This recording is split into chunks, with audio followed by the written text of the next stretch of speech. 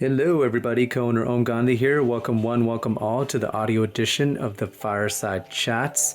For more stories like this, go to our website at runtrymag.com. That's runtrymag.com. You can also find us on Instagram at runtrymag, and you can also find us on Facebook at runtrybike. And now, on to the show. One, two, three, four.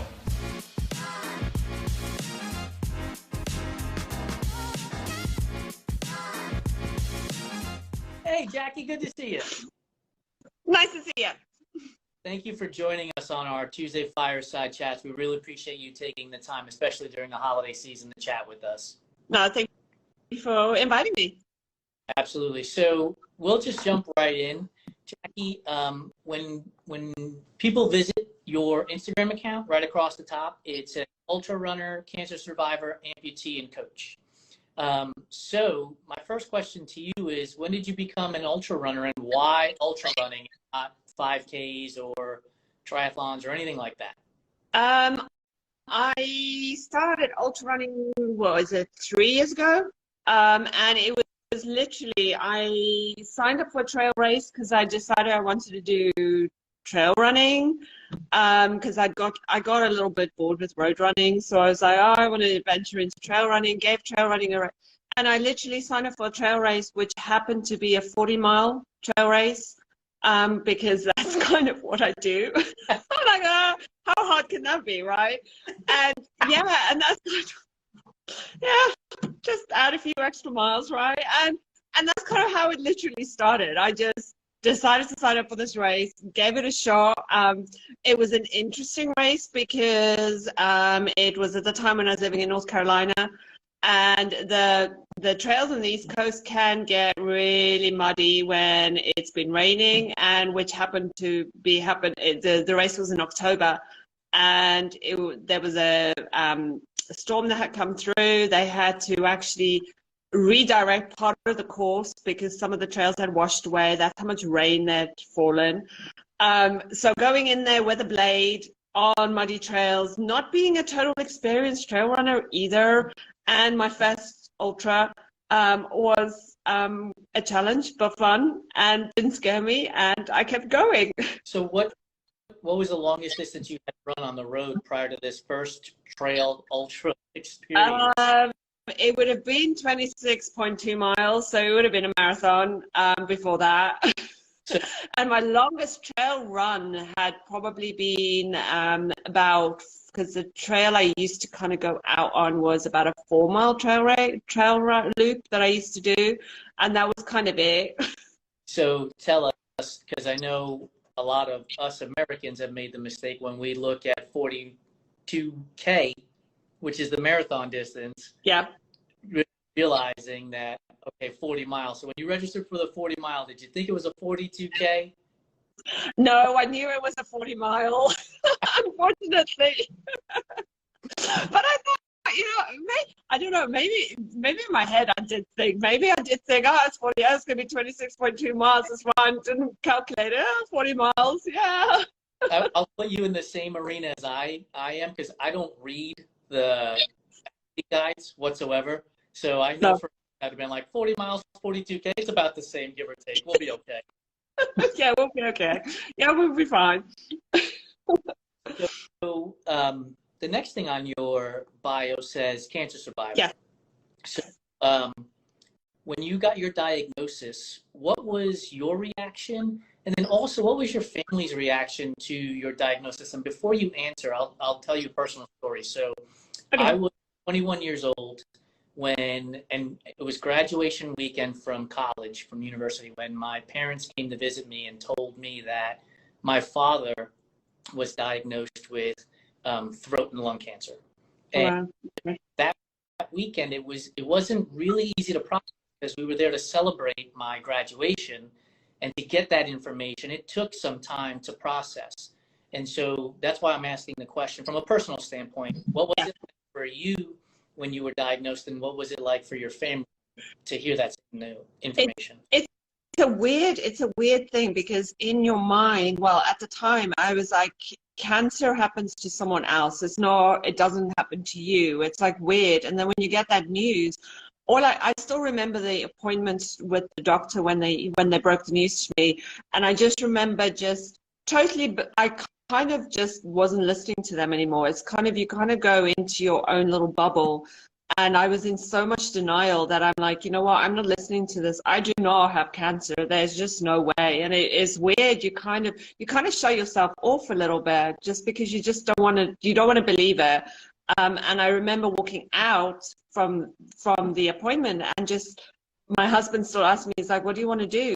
And because I'd taken time off work to kind of for the appointment and stuff, I'm like, I'm going back to the office. I don't want to talk about this. And it took me a while to kind of process.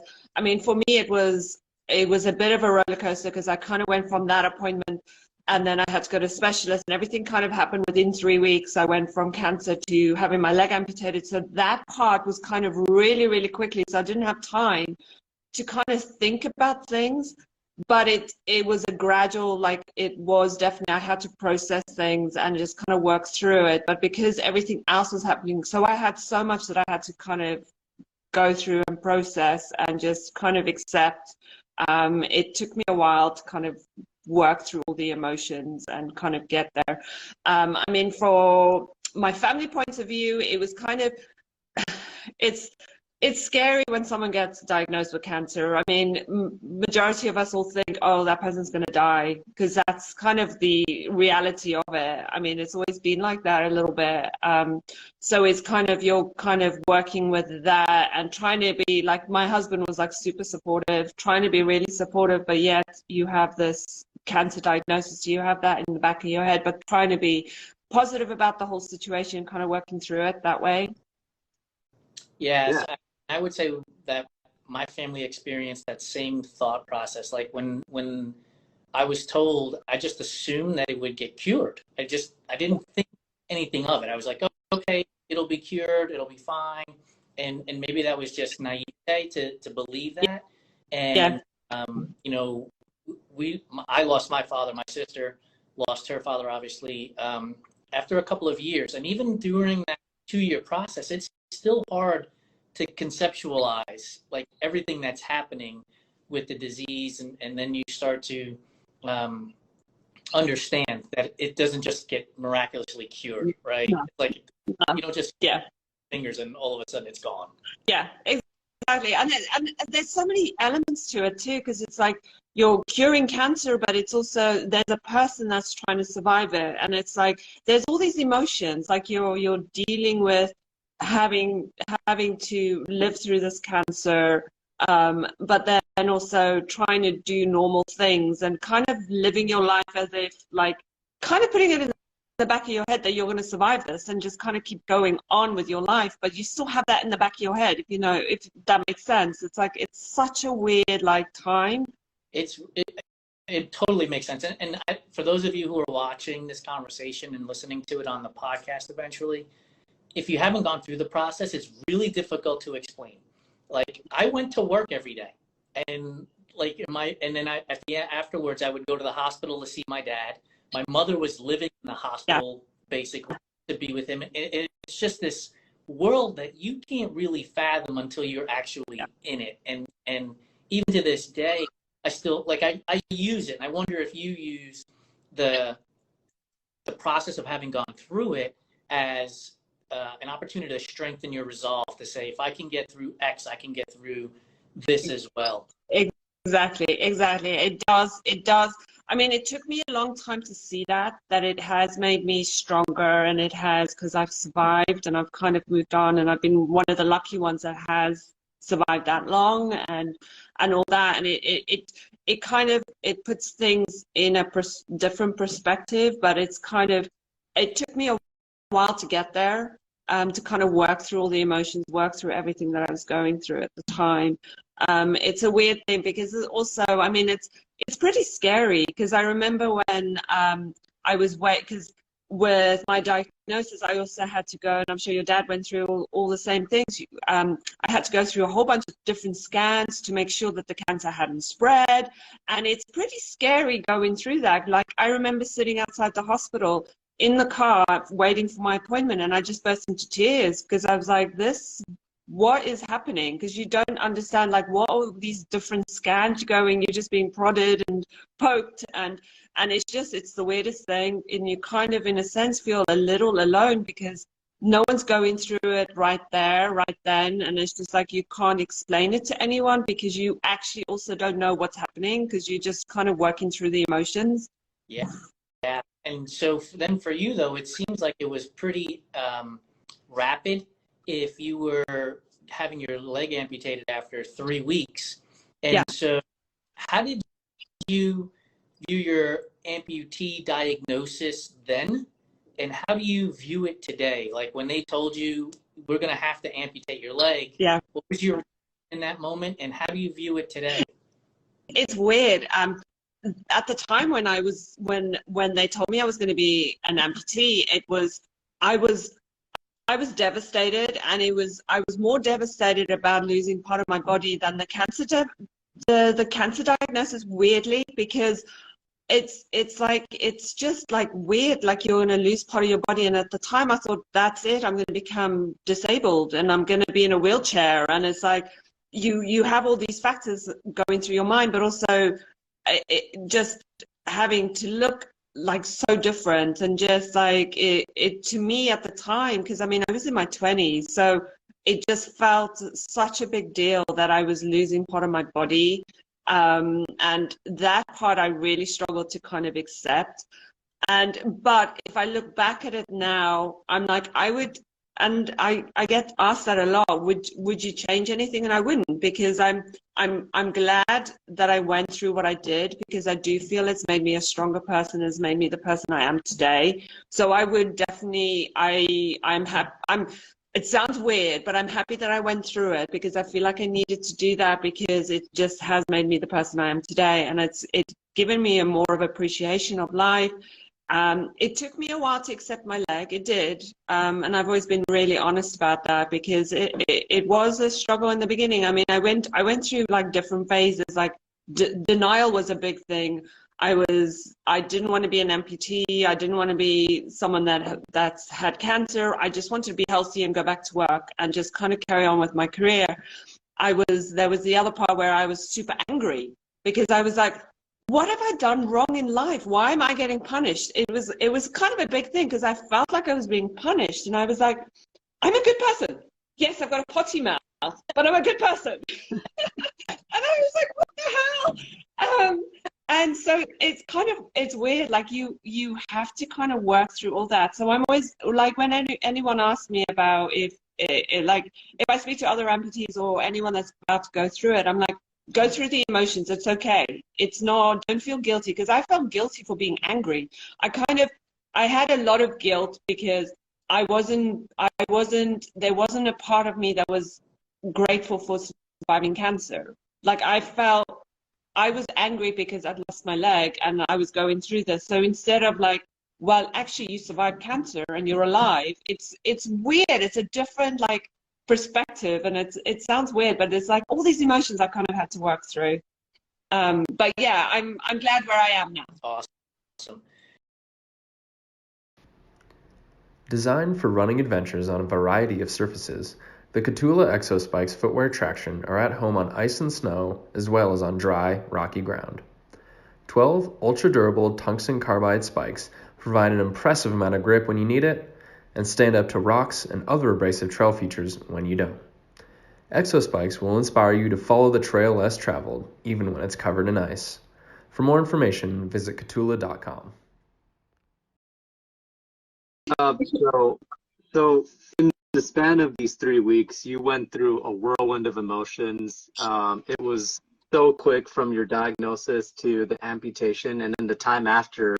You were processing all these emotions. You're in your 20s, and you're just going through things that other people might not be able to understand.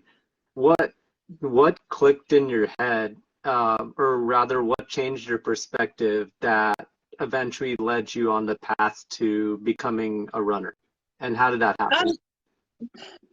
It was kind of, my perspective was, because I'm really stubborn, and I was so determined to show people what I was normal. Like, I was like, this whole thing, I wanted to be like everyone else. And I'm like, yeah, I lost my leg, but I can still do what everyone else does.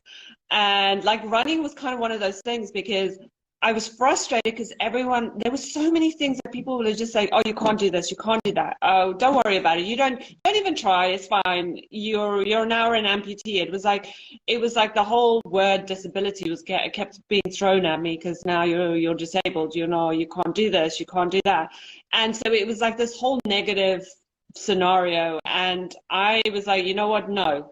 I'm done with this now. I'm going to show what I can do. I can achieve. I can. And it was kind of, it was me just fighting back at the whole stigma. And then my husband's a runner, so he was running. And the funny thing, though, to step back, is I was never a runner before losing my leg. I thought runners were crazy, and I was like, yeah, why on earth would you put yourself through that? No. But it's weird, like when you lose part of, like when I became an amputee, there were so many things like suddenly you've taken for granted. And running was like, I mean, it's like you put a pair of shoes on and you're out the door. But when you're an amputee, you have to have a certain device to be able to go out and run and stuff. And it was just like frustrating that there were so many other elements and factors that I had to think of. And that really got to me a little bit. And I was like, no, I'm going to do this. I'm like, you know what? No. And that's kind of how I started. And to be honest, I thought I'd stick with 5Ks. I was like, my first 5K, I'm totally honest, my first 5K totally sucked. It was awful. I ran, I think out of the whole 3 miles, I did a mile of running. The rest was walking. And I was like, the whole time, I'm like, what was I thinking? I was right. These runners are crazy. But there was I don't like giving up on things.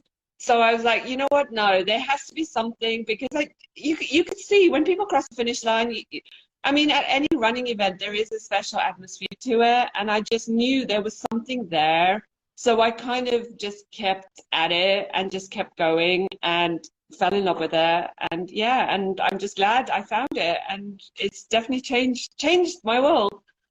How did that lead to eventually getting to something like ultrarunning and trail running? Because, you know, that's like a niche in itself. Like, it's not something that somebody just kind of stumbles onto from a 5K on the road.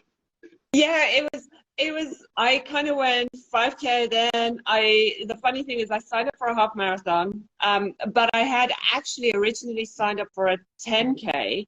The day before the half marathon, I asked them, can I change my distance? And they just assumed I'd be going down to the 5K. I was like, no, I want to go up to the half marathon. And they're like, okay. So it kind of spurred, and I finished the half marathon. I was like, great, I did it. And then I went to a marathon. I was kind of challenging myself a little bit just to kind of push the boundaries and see what I can do. But then weirdly, I kind of went through a bit of a stage where running got a little bit boring, like roads got boring. And I was like, there's got to be more like to the running thing. And one of my friends said, well, why don't you go try trail running? And I was like, oh, that might be exciting. But then you tell people you want to go trail running on a prosthetic, and everyone's like, oh no, don't do it. It's like, literally, it was hilarious. The reaction was so funny that I was like, okay, I just have to do it because of the reaction. So I went out, and because everyone was concerned I was going to fall.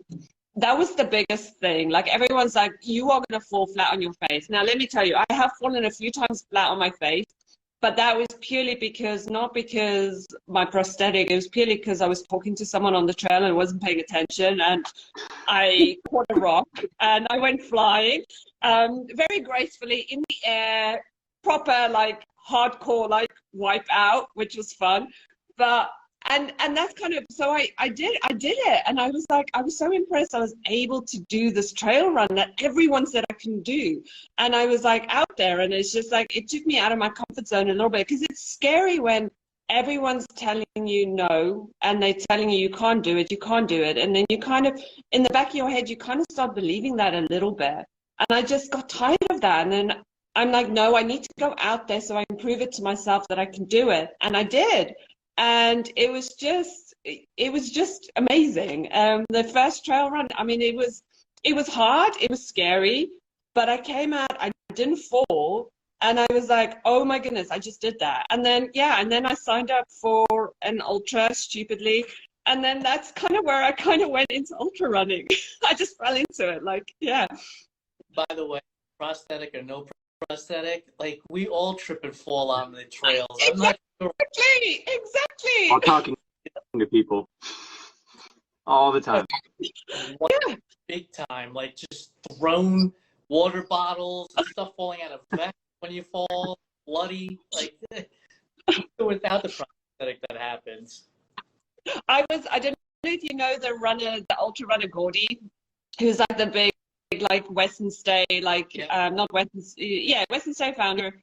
I was out on a trail run with him in Colorado, and I was chatting, and that was the most biggest epic wipeout I've ever had. I literally went flying. I could see the ground, and I was like, in my head, it felt like I was going slow-mo, and I was like, this is gonna hurt. And I just went, and poor Gordy's like, and I was kind of a little bit embarrassed because he was like this legend runner with me, and here I go flying, and he's like, yeah, it was hilarious. It was so funny. We could tell stories all day long. So I raced Rocky Raccoon in Huntsville, Texas for a number of years. Yeah. And I had tried to break 19 hours, and I was on my last lap, and I was really close to breaking 19 hours, and I hit a root out there, and I went flying, and I landed just on my stomach, and the pacer said it just sounded like a basketball being popped. I just, oh! And then I just up, and the adrenaline had taken over, like, yeah, and I just running again, right? And he's like, where are you going? And I'm like, we have to break 19 hours. Meanwhile, I was like, I could probably have a busted sternum, but stories all day long. Yeah. One of the things you mentioned was change. And so I actually wrote a note here. So how has technology changed for your prosthetic over the course of the last few years? Have you seen changes that have allowed you to become a better runner? It's kind of yes and no. It's more like more your everyday prosthetics have definitely kind of developed a lot, because the first one I had when I first became an amputee was so heavy. They've become a lot lighter, so they move better with you, so it makes it much easier kind of that way.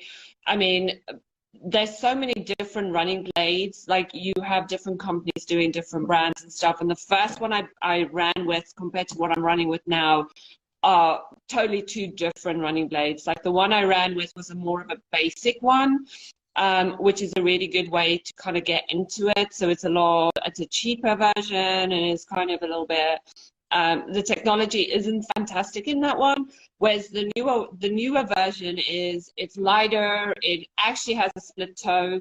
So it kind of makes maneuvering over rocks a little bit easier. So you don't have that, like, because what was happening was, because my blade wasn't moving, that when I hit a rock, it kind of felt like my ankle was twisting the whole time, because my stump is held so tight in the socket. So any like weird movement, it would just twist it all the time. So it was really painful when I was like doing that. So with the split toe, it's just so much nicer. It kind of smooths. I mean, there's loads of stuff they're still working on to kind of see if they can make it better. I predict it will probably get a little lighter, and just kind of hopefully tread on the bottom needs to kind of improve a little bit, because you kind of fly through that tread like crazy on the trails. They're definitely not made for, like, especially Arizona trails, because that's the other thing, and hopefully with being more open about like being on trails and stuff, the technology will be developed more for trail running, because all blades are basically designed for road running. That's kind of where they are, and that's why going out on trails, everyone's like, oh no, you can't take this blade, because it's basically, I'm going out on a trail with road shoes, because it's kind of the same concept. So yeah. Yeah, like the trails out here, I live in Phoenix, we talked about, and running on trails out here is so different. I started running in the Nike Wild Horse just a few weeks ago. Yeah. And had been running in a night in the Hoka Torrents and loved them, but I ran in the Saucony Peregrines out here, and it just did not work. Like No. it's running on paper, and every rock Yeah. you feel out here. So Yeah. do you feel that impact, like that jarring through the prosthetic, and is that different than the running shoe that you're using? I do feel that jarring, but luckily with the split toe, it does make it a little smoother. So it kind of that. But yeah, you literally feel everything. But it's good for me. It's different. Like I think my foot, my actual real foot, has got really hard underneath because my shoes. I tend to have a little bit thinner shoes out on the trails because with the blade, I can't really feel like when I'm touching. So it's kind of, I'm running blind on one side. So I have to rely a lot on my feelings. So my good foot has to it's kind of more of a sensor for me. So I can kind of feel. So I have to look at the ground a lot, but I try not to because otherwise it kind of messes my form up a little bit. So I use my feet to kind of gauge kind of where I am, where I'm stepping and stuff. And that way it kind of helps me place my blade down so I know where I am. So yeah, it's a bit weird. What would you say is more challenging for you on the trails, the uphill or the downhill? Definitely the downhill. I think I'm a little bit, I kind of like going uphill. Downhill is more, I'm not that confident on downhill yet, and especially in Arizona with the rocks, I'm a little bit more cautious, and it's more of I think I just need to practice it a little bit more because it is weird. It's just because once the blade goes, like it kind of propels you a little bit forward, like it helps with that. So it's kind of, you got that. So when you get a bit of speed, you can go pretty fast, and it's hard to stop with it. So it's like once you go, you have a really hard time to kind of break at the bottom. So you'll see, like if I'm doing hill repeats and stuff, a lot of the times, if I've got a really steep downhill, I kind of run down, but I won't stop. I need a bit of a kind of like an airplane, I guess. You need a bit of runway to kind of break yourself because I'm not going to be able to stop. You mentioned the crazy runners doing 5Ks, and so let's talk about a little bit of the crazy stuff that you've been doing. So talk to us about Well, I do easy things. yeah. Talk about this vision of 104 marathons in 104 days. How did that come about? Why did it come about? What happened on the 5th day? On social media, I had seen Alyssa had done the record for 95 days, consecutive days, and I didn't even know there was a record. I was like, oh, I had no idea. And I was like, I started thinking, I was like, oh, it would actually be quite fun to do it, like just to see. I wanted to see if I could do it because I was like, I don't know. I mean, because first, and then I was thinking, I'm like, how did she do 95? Like, it was like mind-boggling. But I was like, it would be fun if like someone like me could like do it. And I was like, well, okay. And then I broke the news to my husband, and it was like literally, yeah. I was like, oh, by the way, I'm doing this new crazy thing. What do you think about it? And then at the time I was like, yeah, I'm going to do 100 marathons because you need to round it off to 100 at least.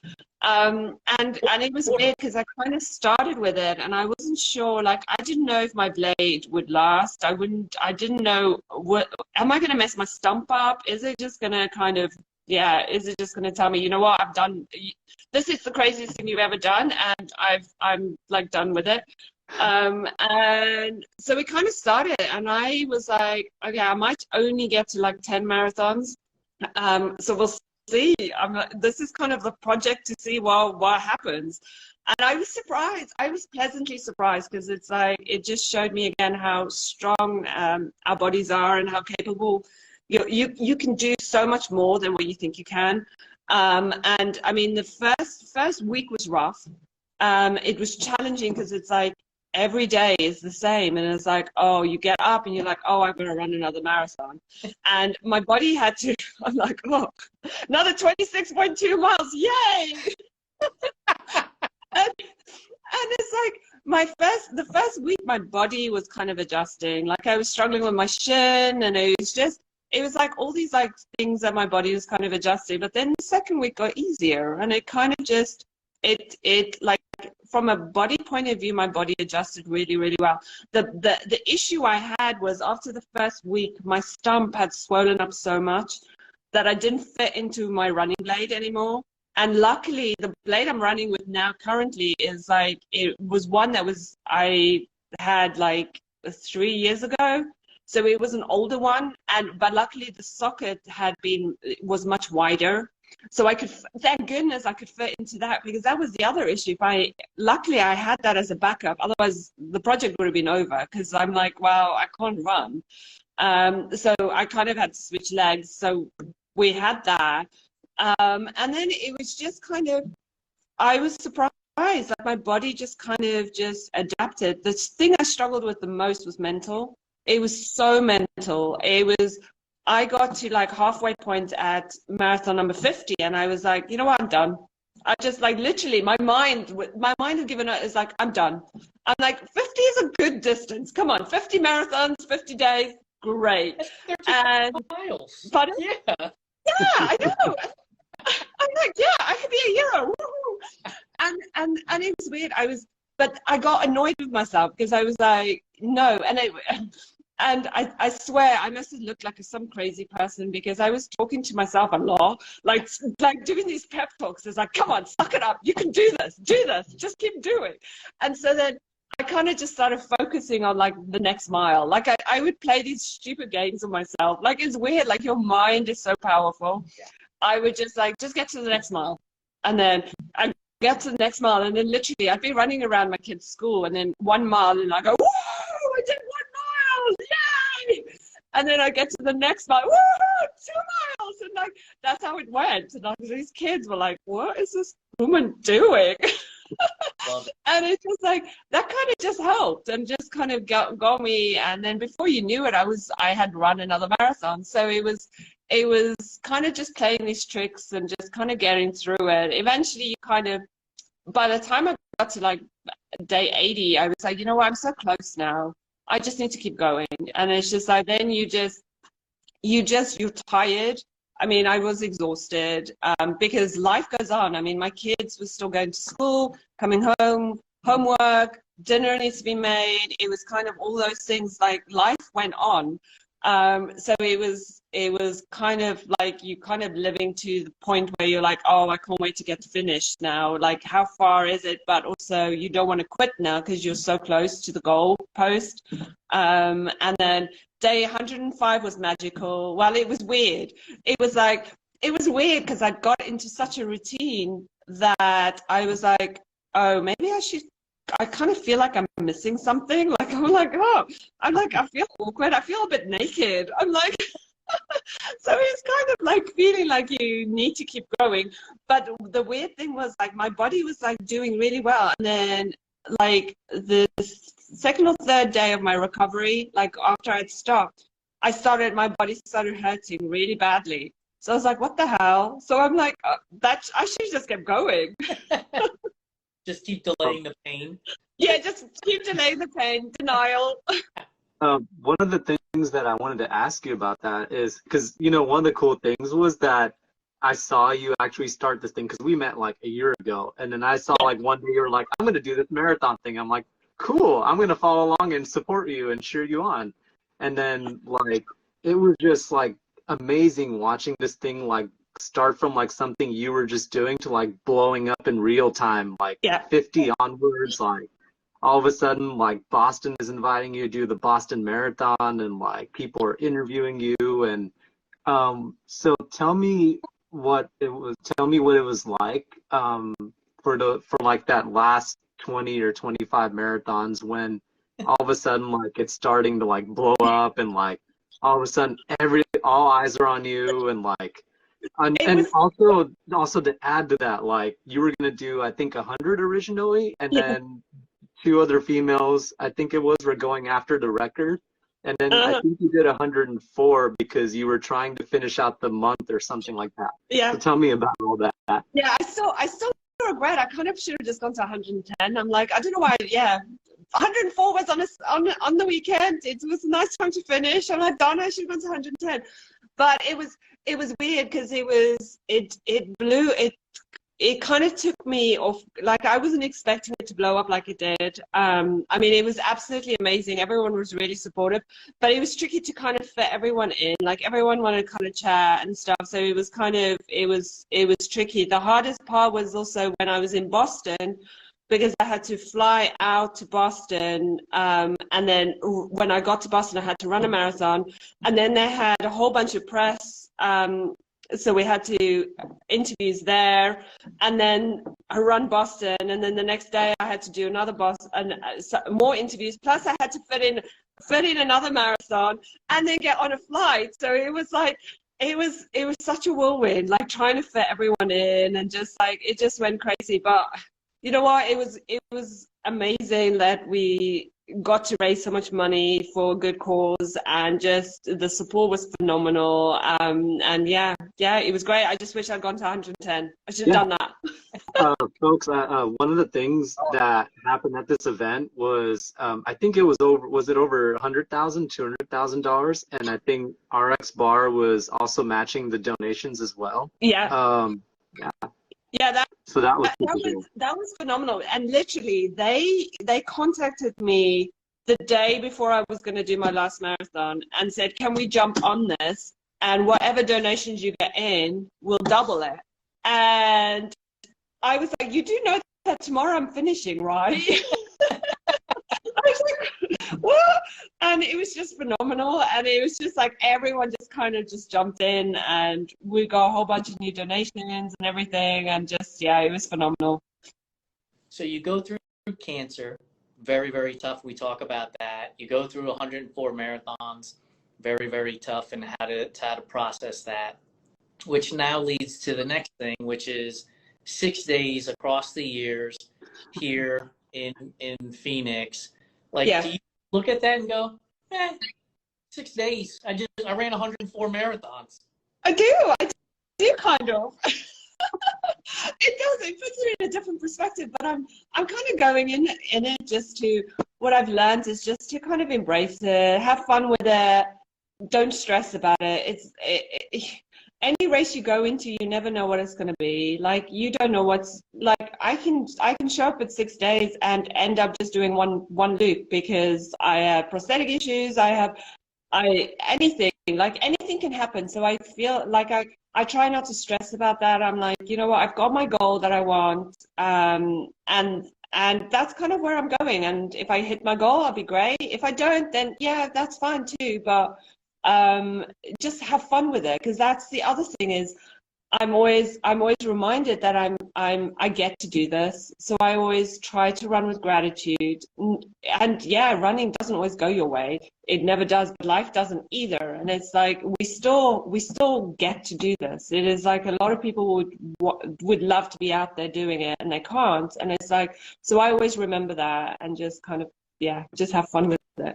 So I think one of the things that a lot of athletes don't do things because they have a fear of failure. Yeah. Oh, I can't sign up for Ironman because I may not make it. I can't register for this 10K because I may not make it.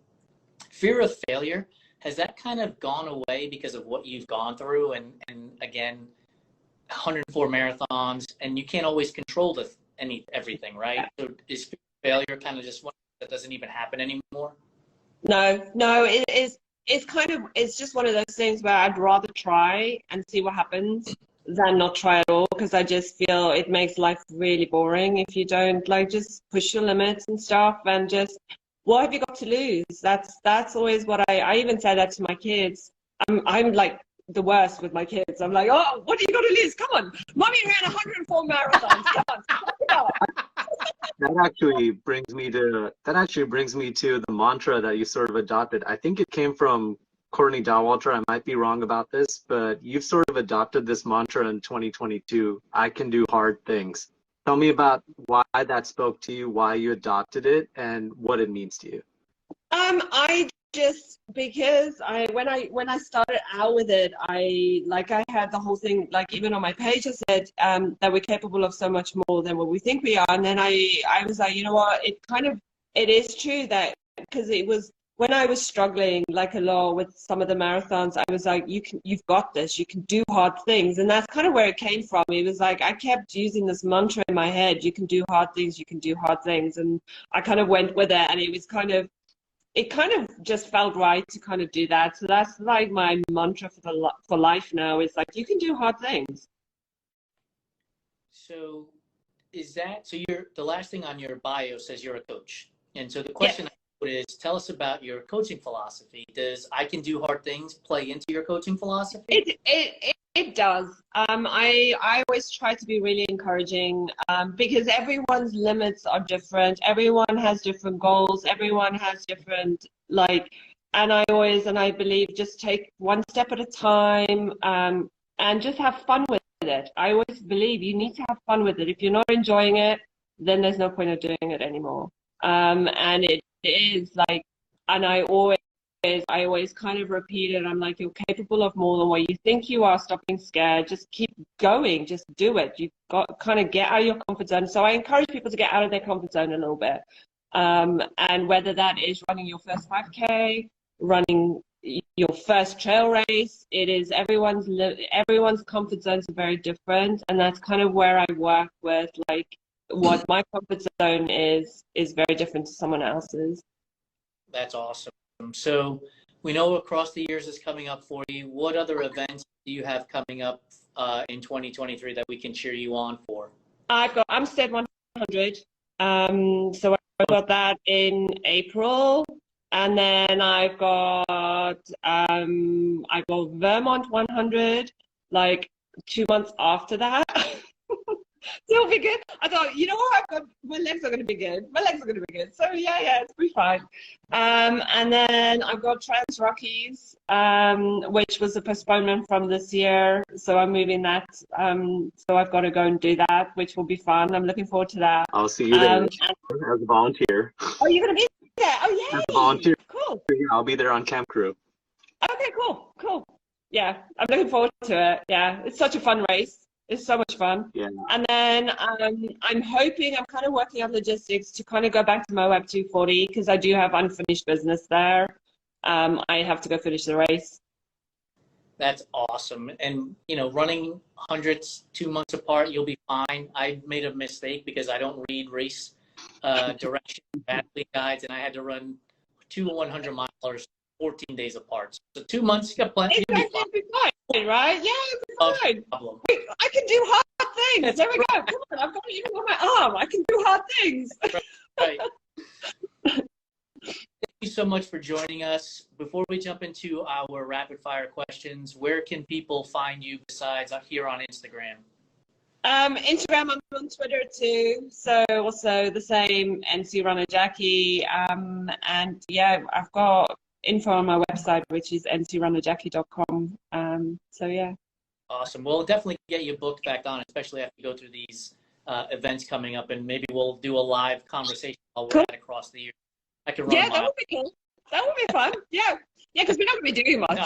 We're just going to be. Yeah, it's a big fun. You'll have to do it, Jason, because I'll be mumbling and behind Jacky on the rope. So. Thanks.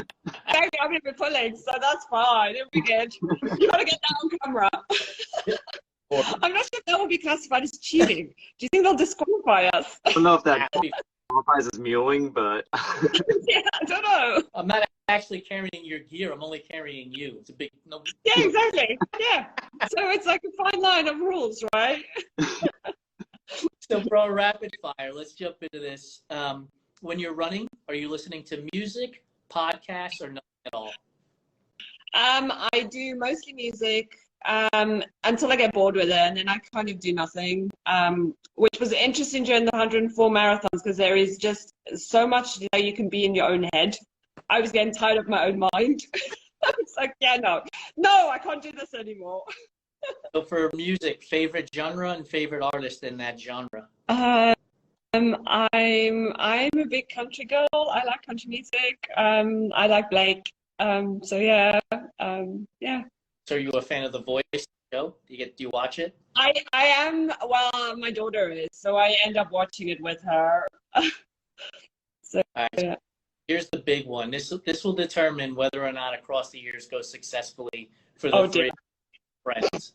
Pineapple on pizza, yay or nay? Yay. Oh boy. That's it. You'll have to rely on. Oh, Is that like 10 yays? And that's like 10 yays in a row, isn't Yeah. it, Jason? question. Yay for pineapple! Woo! How about Peeps? Are they a real candy? Yes or no? Peeps. I've never had Peeps. Keep it that way. You're Yeah, I've never tried Peeps. So I don't know if it's a real candy or not. It's not. You're good. What about candy corn? Is candy corn a real candy or No, no. It's the most disgusting candy ever. Who made that? What were they they thinking? had extra candle wax laying around? They figured I know. awful. They actually put out a bacon flavored one No, late last. did they? Ew. Did you try it? No. No. Okay, slip in. I'm gonna find the bacon one and bringing it to Across the Years. We're gonna have that as a snack. Bacon, candy corn and pickle juice, and all the ultrarunner food. Like when you give when you see Irish people eating peanut butter, their reactions. Have you ever seen that YouTube video? No. We'll have to do that. Oh, you have to go watch the YouTube video of, I think it's like Irish people eating peanut butter. It's the fun thing. It'll be like that with the bacon candy corn. So, red vines. Are you familiar with red vines? No. What So are red like vines? Twizzlers? Yeah. Okay. Twizzlers. Yeah, sometimes yes, sometimes no. It depends on the day. Like I'm like, yeah, I could do without them. Black or red? Red, definitely red. Black is out altogether. Yeah, Okay. yeah, definitely red. We're back on the right. We're hitting the hill. Oh, hitting all Did I get bonus points there? Yeah. There we go. What about circus peanuts? Funny? Have you heard of circus peanuts? Yes. Good or bad? Good. What? I love them. They're good. It's like this stuff Amazon packages your products in when they ship it to you. It's like styrofoam, orange styrofoam. Oh, there goes my bonus points down the drain. Ah. What about red velvet? Red velvet a real flavor, or is it just chocolate cake with red dye? I don't think it's a real Yeah. flavor. I agree with you. It's just I chocolate. don't think it's a real. It's like weird. It's no. What's your favorite kind of cake? Or are Chocolate you cake. chocolate cake? Chocolate, 100%. What about pie? Do you enjoy pie? Not really. No. If I make it myself, yes. No. I'm not a big pie girl. I like chocolate cake. That's my go-to. So you ran 104 marathons, and you had to recover from that. What was your favorite recovery meal, either during or even after? It's not a very good recovery meal, but I had donuts. Does that count? Perfect recovery meal. Ooh, yum. Yeah, that was my favorite. Donuts. I love it. Are you a movie person? I do. Yeah, we do. What's your favorite movie? True Romance. True Romance? Oh, I never asked you what's your favorite movie, Om? Oh, my favorite movie? No, I've never Favorite watched Romance. I have no idea what you're talking about. Oh, what? It's very bloody. It's a it's a classic. You have to watch it. It's like on the Pulp Fiction, kind of Oh, You have to watch True Romance. It's very. You've got to have a stomach for it though, because there's a lot of blood. my favorite movie is Casablanca, so that kind of tells you a little bit about who I am. A little different than True Romance, clearly. Just a little bit. I should have chosen a better movie. Sorry, darn it. Two more. What's your favorite book? My favorite book is The Long Walk to Freedom by Nelson Mandela. Awesome. And then finally, what's your favorite TV show? My favorite TV show is Dexter. Romance. I'm gonna sound like some psycho. I'm not a psycho, really. This is just, well. I run 104 marathons in 104 days for fun. I'm gonna run 6 days around a 1 mile loop. I love Like true to see that. Dexter, but no, not psycho at all. I've said too much now. Jacky, thank you so much for joining us. We'll see you across the years. We'll do a quick couple of cameo shots while we're out there. I'll try not to be too silly. We look forward to following you throughout the year, and please come back and join us. Will do. Will do. Thank you for having me. Thank you, everybody, for joining. Have a great day. Bye-bye. Good night. Bye.